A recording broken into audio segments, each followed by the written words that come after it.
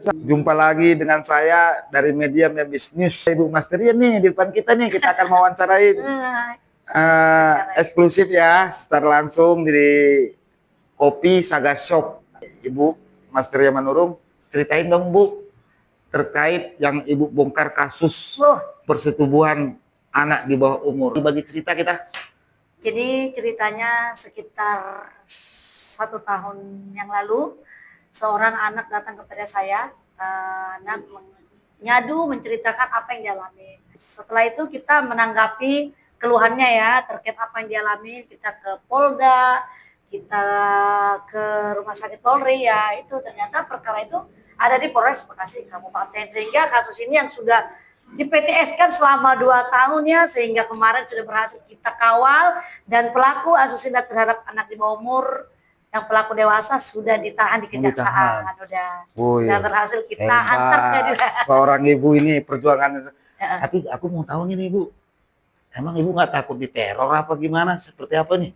Coba ceritain nih, pernah ada nggak sesuatu yang neror Ibu?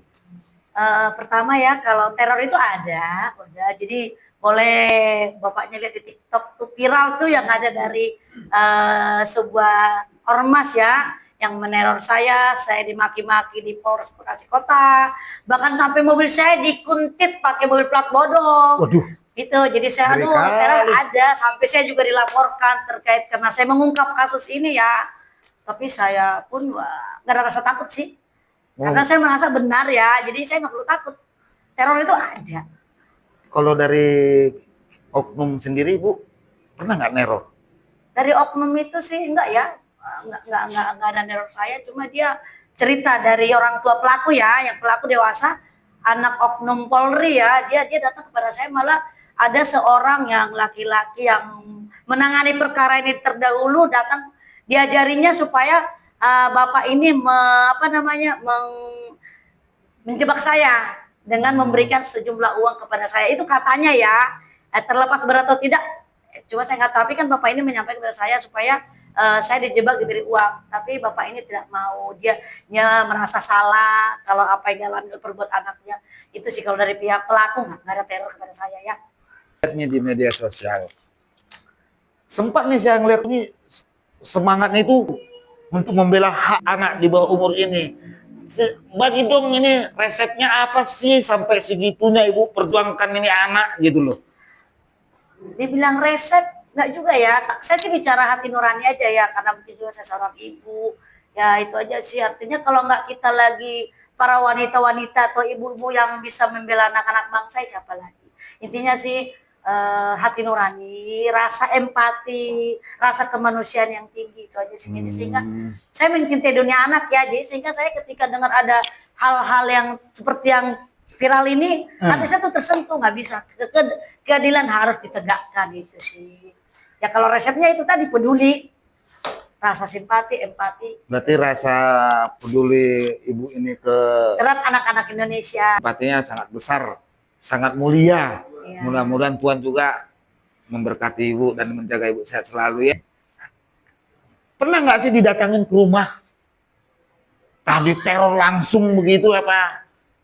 Kayaknya nih banyak tahu ini Bapak yang satu banyak tahu. Soalnya aku ngikutin terus ini. Iya, saya pernah didatangi oleh anggota LSM, saya nggak mau nyebut nama, mungkin udah pada tahu ya. 11 orang mendatangi ke rumah saya. Saya diteror. Dia datang ke rumah Ibu? Dia rumah saya. Itu kira-kira? Gara-gara saya menangani kasus ini.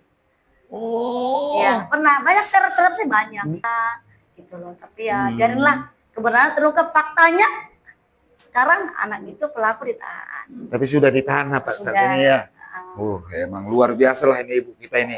Ibu Masteria Manurung. Nah ini kita patut contoh nih. Ibu-ibu ini. Jangan hanya diam dan menonton saja.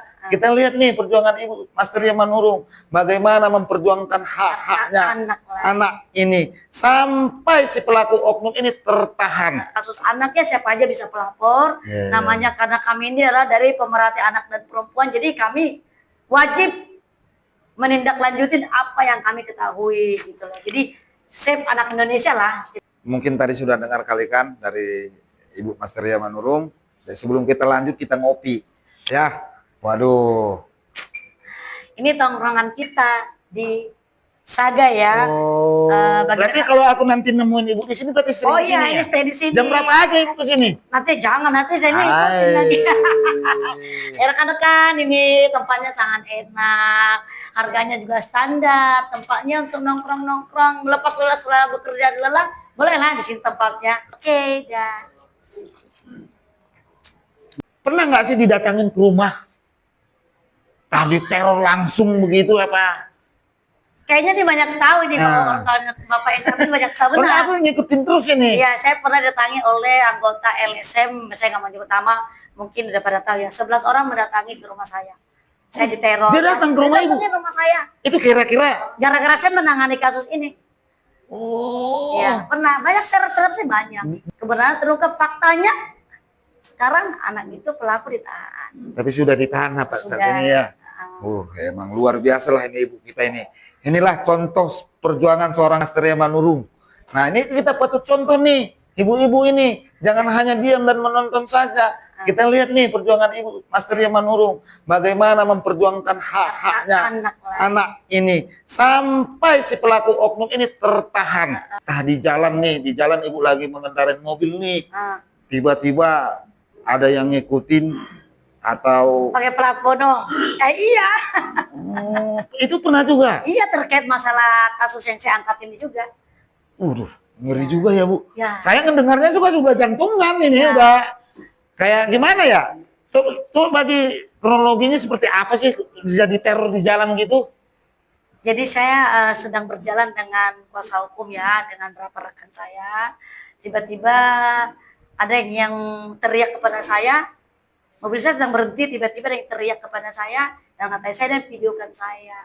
Lalu saya ikutin, ternyata itu tadi bapak yang pakai peci yang tadinya katanya LSM-nya ini kuasa hukum dari korban. Dari si korban anak di bawah umur ini.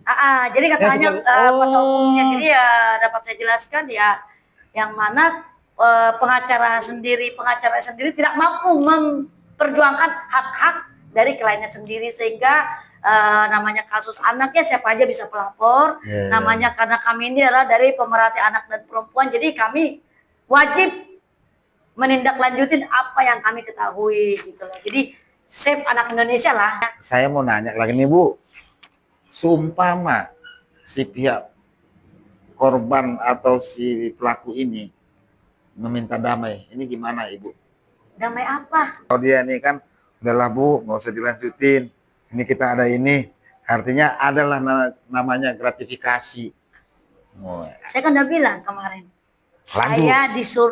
Saya didatengin orang tua pelaku, disuruh si Mister MS, saya kan nggak mau. Udah sempat ditawarin. Iya. Kira-kira itu nominal berapa Bu? Udah sempat saya nggak mau ngebahas. Kenapa nggak mau? Kan enak itu Bu, ada duitnya. Kan lumayan. Save anak Indonesia. Itulah hebat juga nih Ibu ini. Cerita nih, Bang, sama Ibu Asteria Manurung nih. Saya tadi udah bercerita dengan perjuangan Ibu ini yang diteror. Aku mau nanya juga nih sama pengacara, pernah nggak terjadi diteror cara yang takut gitu? Kalau saya sih sebagai pengacara dalam menyikapi perkara itu ya ada namanya teror ya ada aja. Cuman kita kan udah biasa. Kita anggap itu cuma udah nggak aneh gitu ya? Kerikil-kerikil kecil lah. Ya. Anggap kerikil kecil ya, tapi berlalu lah. Kasus terkait persetubuhan anak di bawah umur. Bapak pernah ditawarin uang nggak sih? Nih pengacaranya aja nih. Udahlah jangan kau lanjutin kasus ini. Ini duit gitu. Pernah nggak sih? Ya kalau seperti itu ya di mana aja ada ya. Cuman yang tergantung kita menyikapinya bagaimana aja. Gitu. Pernah ada yang menawarinkan uang itu? Ya kalau dalam perkara ini ya selalu ada saja. Selalu ada. Cuman bagaimana kita menyikapinya kan. Mau atau tidaknya. Mau atau tidaknya. Yang penting tergantung kita gimana menyikapinya. Inilah pemirsa, hebat juga nih pengacaranya Ganesha. Saya turut apresiasi 2 jempol. Dengan Ketua LBH Sri Kandi Ganesha. Pas pulang dari Polres, apa dari mana nih? Pernah nggak diteror kasus ini? Pernah nggak seperti itu? Ya kalau hal itu ya ada ya, pernah ya. Tapi kita bisa lalui dan kita sudah kasih ke pihak yang berwajib untuk lebih diselidiki. Oh. Apa motifnya kan begitu? Karena dia jemput anak itu ya. Berarti itu benar terjadi? Benar. Dia nyebut nama anak itu juga. Awas Terus, ya ganggu-ganggu. Ini abang laporin apa gimana? Sudah dilapori oleh klien saya. Pak. Tapi nggak gentar sama sekali ya? Nggak ada, udah biasa kita. Wah, hebat Ya. lagi. Ish. Jadi saya akui lah ini pengacara Pak Unggus Turus ini sangat bernyali besar. Diteror pun tidak takut, ditawarin uang pun kalau namanya untuk membela haknya anak di bawah umur ini sangat luar biasa. Nah, selain itu Bang, pernah nggak di luar itu didatangin ke rumah, ditawarin uang, ataupun diteror ke rumah? Ke kediaman klien saya pernah ya. Oh. Pernah. Ke kediaman? Iya. Oh ya mungkin tadi cerita kan beliau ini ya. Ya, Ya. ada satu yang LSM yang punya mengaku LKBH ini mendatangi dengan membawa beberapa anggotanya untuk mungkin maksudnya mau shock terapi atau menakut-nakuti. Iya. Terus abang itu lagi di mana posisinya? Kebetulan kita lagi ada di Bogor lagi ada urusan juga ya. Waduh, tapi semangatnya ibu juga nggak ada takut-takutnya ya, nggak gentar pun didatangin sama oknum ormas begini ya. Hebat, luar biasa. Tapi contohnya ini Bang, kalau sempat tadi ini ada terjadi pada beliau, menurut abang ini langkah apa abang mau ngambil kalau seumpama ini terjadi ada penyerangan secara fisik atau pribadi? Ya kalau itu terjadi ya saya sebagai pengacara kita akan mengambil tetap langkah hukum. Nah, bukan kita sewa lagi preman gitu Pak. Wah, kita kan bukan preman. Tapi ini loh, Ya Pak. itu, wah ya ya. Itu terkait yang teror kita yang 2 perempuan itu ya, yang anggota LSM tersebut ya. Iya. Ya sudah naik sidik ya, sudah kami laporkan 2 perempuan itu yang dia dalam meneror kita membawa nama korban ini. Oh. Jadinya kita kaget, kok tiba-tiba kami berdua diserang di Polres Bekasi Kota kan, tiba-tiba diserang. Setelah dia menyebut nama, awas kok ya kalau ini si bla bla nama anak ini sebut. Oh ternyata dia menyerang kami karena kita mengungkap kasus ya. Iya. Nah, gitu ternyata karena kemarinnya itu ketumnya mereka mengintai kita dengan menggunakan plat mobil bodong ya. Iya. Nah besoknya lagi anggotanya menyerang kami di Polres. Jadi artinya tidak ada kebetulan di dunia ini, semua sudah terencana. Ibu kan kerja ini sosial, apakah ada yang bayar nih? Nah, kita pengen tahu dong. Coba diceritakan, apakah ibu dengan sepenuh hati sosial ini, dengan segala pemerhati anak nih, apa ada di belakang ibu ini saya modalin kamunya, gitu. Ya, kalau Nggak saya ada. dan Pak Ugu dalam khusus perkara anak itu sosial ya. Sosial, Karena selain- dengan hati tulus ya? Ya, karena selain Pak Ugu sebagai pengacara juga dia kan punya usaha sendiri. Saya juga punya usaha Oh. sendiri. Jadi memang ya bentuk kita berucap syukur kepada Tuhan, kita membantu hal-hal seperti itu, khususnya Jadi bisa anak-anak. subsidi silang. Pak. Subsidi silang gitu loh. Jadi pemirsa, mungkin tadi kita udah wawancarain nih, berarti ibu ini membongkar kasus terkait persetubuhan anak di bawah umur, dia dengan sosial, tidak meminta bantuan sedikit pun. Tidak. Wah, tapi luar biasa. Tuhan pasti memberikan. Tapi cerita-cerita nih, pernah nggak orang Polda apa orang Polres neror abang nih? Oh, kalau itu nggak ada ya. Nggak ada. Bersinergi. Bersinergi kok kita dengan kepolisian, terutama unit PPA ya, kita bersinergi. Kalaupun kemarin ada selisih paham itu biasa. Bukan Oknum. berarti bermusuhan, itu hanya oknum. Saran saya sih lebih kepada masyarakat ya, kepada masyarakat supaya lebih hati-hati dalam memilih kuasa hukum atau meminta bantuan Oh iya. pada lembaga-lembaga di mana lembaga tersebut ada yang hanya kedok atau berdasarkan apa, namun dia tidak maksimal. Jadi tidak pada porsinya untuk melakukan pembelaan seperti apa yang dia gaung-gaungkan. Terima kasih juga sama Pak Unggul, Mas Teria. Ya, Bu telah menjamu kita nih di Iya. memberi kopi. Aduh, terima kasih Sama-sama. banget nih. Nih Pak Unggul juga. Ya, sama-sama. Bye-bye. Oke.